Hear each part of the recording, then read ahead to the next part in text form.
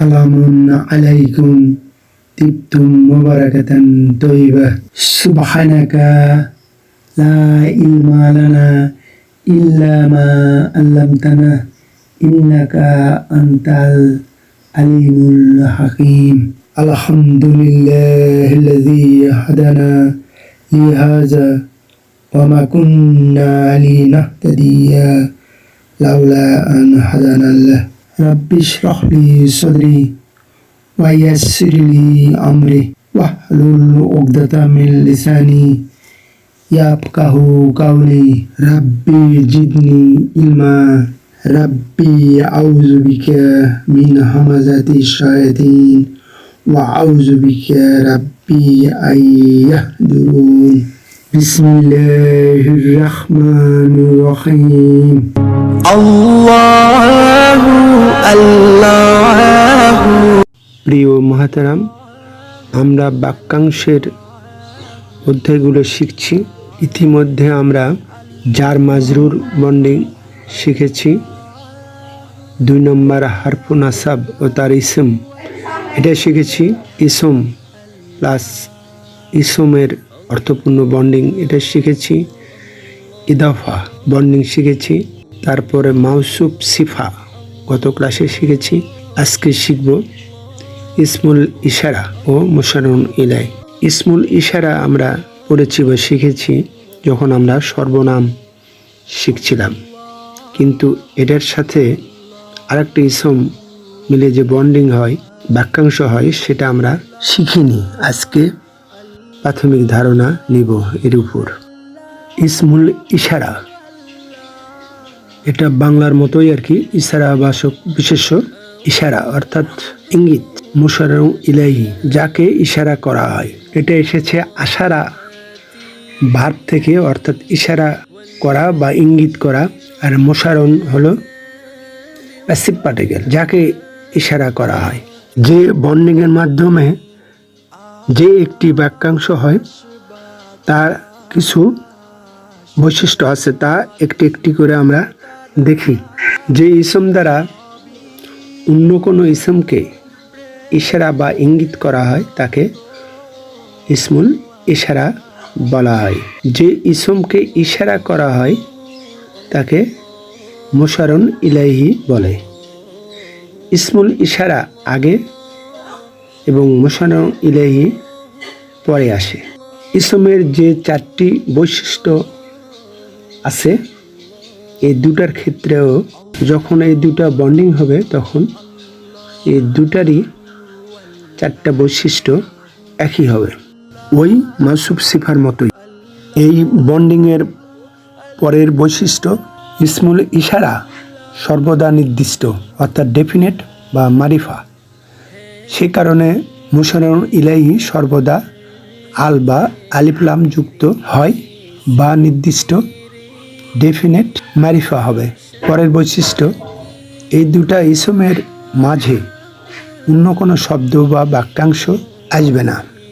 কিছু উদাহরণ দেওয়ার আগে আমরা পুরানা পড়া কিছু ঝালিয়ে নিই।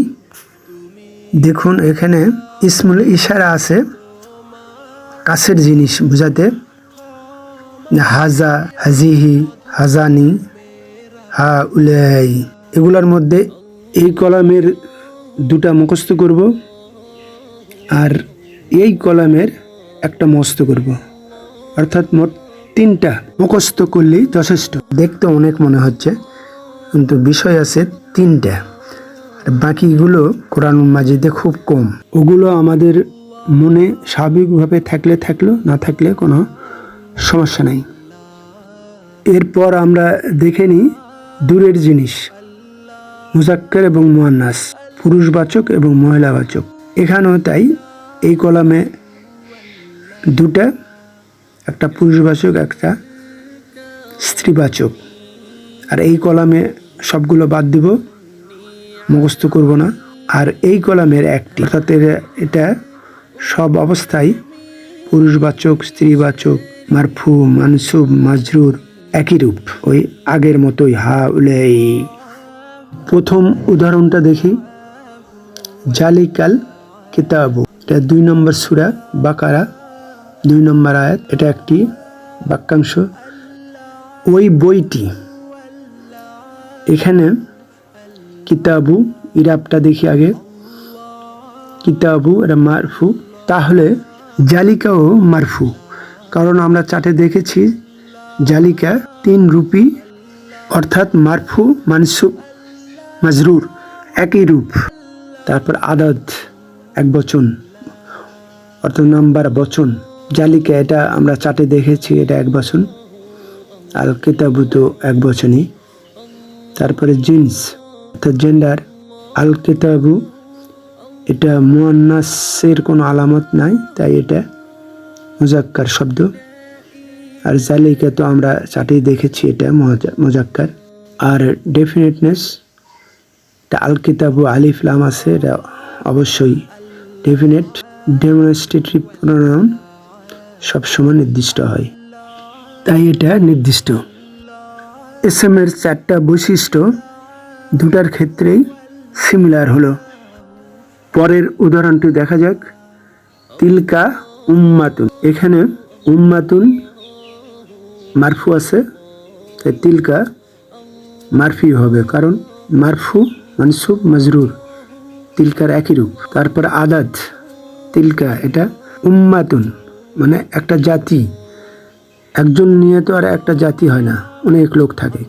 তিলকা চার্ট হিসেবে এবং উম্মাতুনের গোলতা আছে, সেই হিসেবে দুটাই মুয়ান্নাস। কিন্তু কোরআনুল কারিমে উম্মাতুন সিঙ্গুলার ফেমিনিন হিসেবে ট্রিট করা হয়েছে। এটা ফেমিনিন তো দেখলামই, জেন্টস। তারপরে এটা হলো নির্দিষ্ট, তিলকা যেহেতু নির্দিষ্ট, উম্মাতুন নির্দিষ্ট। পরের উদাহরণটি দেখি। তিলকার রুসুলু, এখানে আর রুসুলু হলো নির্দিষ্ট, আর তিলকা তো নির্দিষ্টই। আদাত এটা এক বচন, এটাও এক বচন। জিন্স বেসিক্যালি আর রুসুলু ম্যাসকুলিন প্লুরাল হওয়ার কথা, কিন্তু কোরআনুল কারিমে এটা সিঙ্গুলার ফেমিনিন হিসেবে ট্রিট হয়েছে। যেহেতু এটা ব্রোকেন প্লুরাল, সেজন্য এটা সিঙ্গুলার ফেমিনিন হিসেবে ট্রিট হয়েছে। সেই রকম উদাহরণ দেখুন 29 নম্বর সূরা 31-33 নম্বর আয়াতে, 30 নম্বর সূরা 9 নম্বর আয়াত, 77 নম্বর সূরা 11 নম্বর আয়াত। এখানে ইসমুল ইশারা ও মুশারন ইলাই 3টা উদাহরণ দিলাম, সময় করে দেখা যেতে পারে।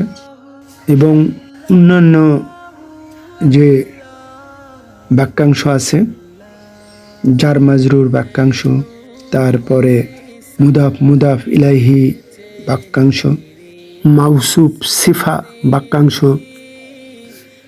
এই বাক্যাংশগুলো সময় করে দেখা যেতে পারে।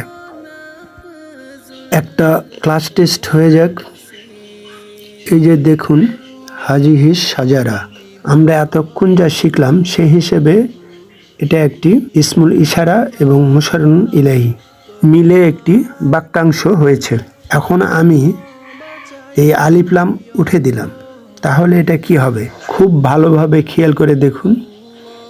এটার বাংলা অর্থ হবে এটি একটি ঘাস। বাংলা ভাষায় তো আর হয় ডাইরেক্ট আসে না, এটা সাইলেন্ট থাকে, কিন্তু ইংরেজিতে দেখুন এর অনুবাদ হয় দিস ইজ এ ট্রি। তাহলে এখান থেকে বলা যাচ্ছে যে এটি, যে আলিফ লাম ছাড়া এই অংশটি একটি বাক্য, এটা বাক্যাংশ নয়। আলিফ লাম দিলে বাংলা অর্থ হয় এই গাছটি। এই গাছটি এটা কি? এটা কোনো পুরোপুরি সেন্স মেক করে না, অর্থাৎ এটা একটা অসম্পূর্ণ বাক্য, কোনো উপকার দেয় না, ফায়দা দেয় না, গাইরি মুফিদ। এই জন্য এটা হলো বাক্যাংশ।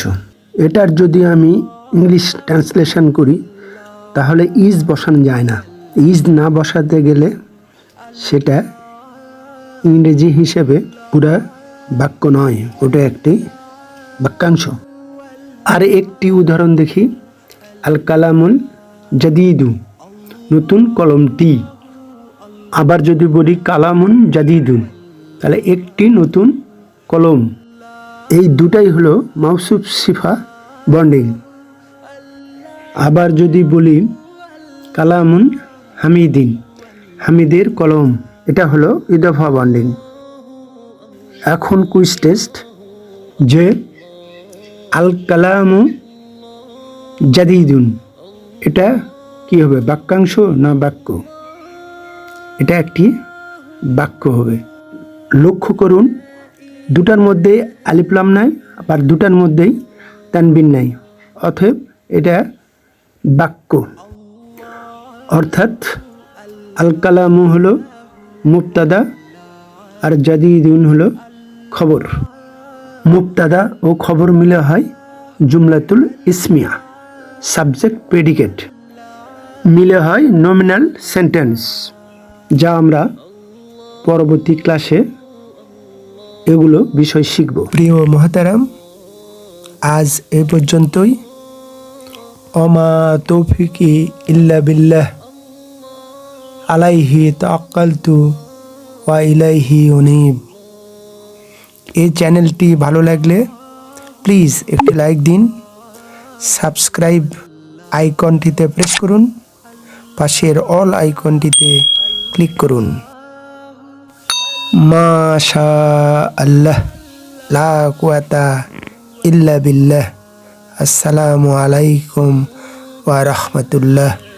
আল্লাহ হাফিজ।